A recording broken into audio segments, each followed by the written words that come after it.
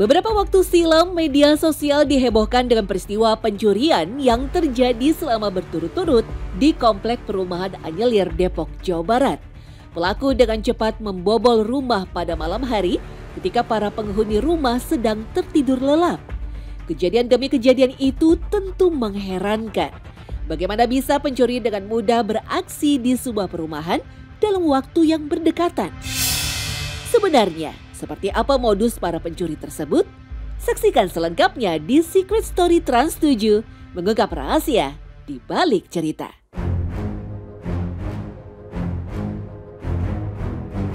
Tinggal di rumah yang nyaman sekaligus aman tentu menjadi idaman semua orang. Tetapi, bagaimana kalau rumah yang seharusnya menjadi tempat istirahat justru menjadi lokasi yang disatroni para pencuri?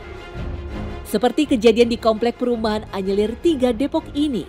Dalam waktu beberapa hari, beberapa rumah dibobol oleh kawanan pencuri dalam waktu yang berturut-turut. Harta benda seperti laptop dan handphone pun hilang digondol maling. Menurut Akhirudin selaku Ketua RW, pelaku berhasil memanfaatkan banyaknya akses yang keluar masuk perumahan. Bahwa kejadian kemalingan yang ada di Perumahan Taman Anyelir 3 2011 ini sangat luar biasa ya, berturut-turut kita kejadiannya. Jadi saat itu kejadian ini malam ya, dan yang disantroni itu adalah lantai 2 semua gitu ya. Itu kurang lebih dari jam 1 sampai dengan jam 3 subuh ya. Dan memang kebetulan di Perumahan Taman Anyelir 3 ini adalah luas sekali ya. Luas sekali dan akses perumahannya, akses pintu masuk ini banyak sekali gitu loh. Nah memang maling ini masuknya rata-rata dari yang namanya Harkon. Nah kebetulan Harkon ini ada tanah kosong, terus ada tanah kampung juga seperti itu gitu sih. Jadi kejadiannya beberapa kali lewat Harkon.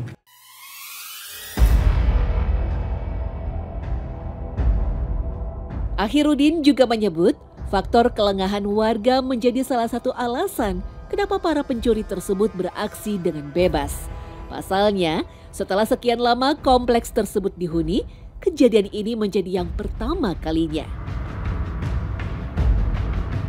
Kami juga sangat kaget sekali ya, setelah sekian tahun ini baru kejadian yang sangat luar biasa. Karakter warga di sini kebetulan produktif sekali ya. Mereka nih pagi sampai dengan jam 5, jam 7 malam itu bekerja di luar. Ada yang memang di luar kota, di Bogor, ada yang di Bekasi, dimanapun. Nah, malamnya mereka udah istirahat mungkinnya seperti itu. Jadi memang full kerja.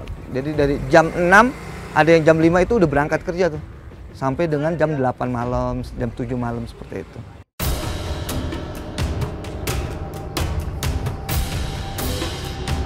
Kami pun penasaran bagaimana sebenarnya modus operandi para pencuri ini.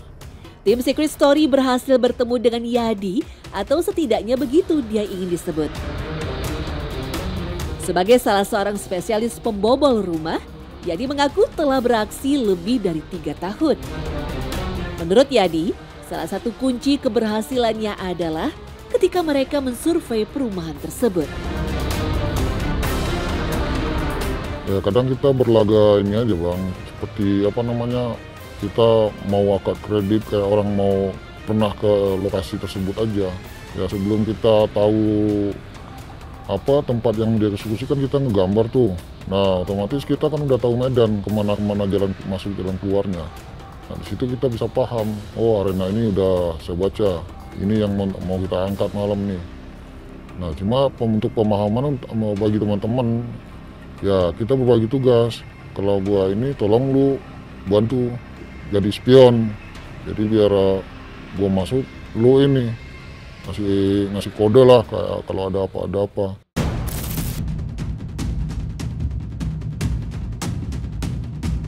Yadi menyebut bahkan kamera pengawas perumahan pun bisa diakali oleh mereka. Kalau CCTV yang udah kita kan pagi, siang kan mantau tuh, kita gambar. Nah di saat kita gambar itu kita bisa baca, oh ada CCTV. Kalau mengarahkan CCTV asal jangan ini aja. Kita pakai inilah masker atau helm, jadi nggak terlalu ini, plat nomor pun kita buremin. Nggak dikasih lumpur aja. Pasang satu, nggak usah dua-duanya, pasang satu aja. Jadi nggak bikin ciri khas kita ini ketahuan motor si A si B.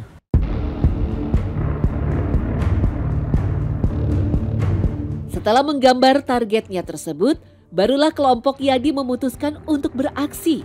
Menurut dia, nyaris semua kunci rumah bisa dibobol oleh komplotannya. Ya kalau untuk masalah masuk kita gampang banget. Ya kita kan punya alat-alat segimana cara ngebobol atau kunci masternya.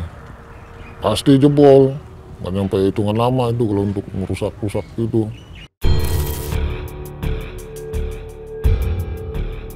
Meski begitu, Yadi mengaku lebih suka jika melakukan aksinya di perumahan baru. Pasalnya, penjagaan yang diterapkan biasanya tidak terlalu ketat. Kalau perumahan baru, kebanyakan sih udah diserahkan ke ini ya, ke warga setempat untuk hanya sekedar titipan aja, bukan untuk dijaga.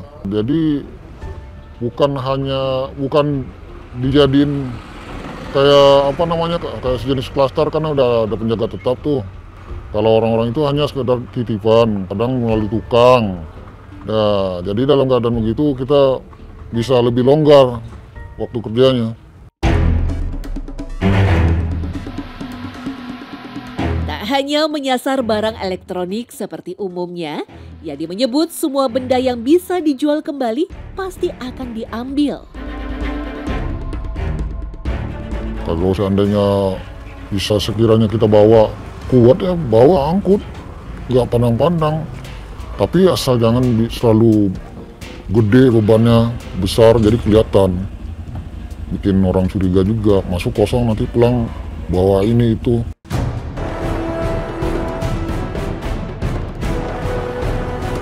Selain mencari target secara khusus, tak jarang Yadi memutuskan untuk mencuri karena melihat barang berharga tergeletak begitu saja. Kalau saya rasa untuk pengamanannya begitu aja.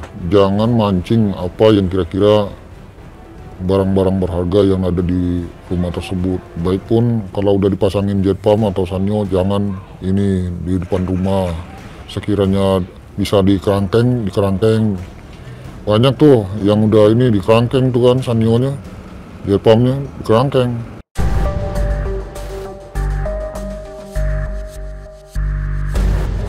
Sementara itu, Kapolsek Sukmajaya Kompol Margiono menegaskan bahwa pihak berwajib tidak akan tinggal diam melihat maraknya aksi pencurian tersebut. Sambil melakukan langkah penyelidikan, pihak kepolisian akan meningkatkan kewaspadaan agar kejadian tersebut tidak berulang.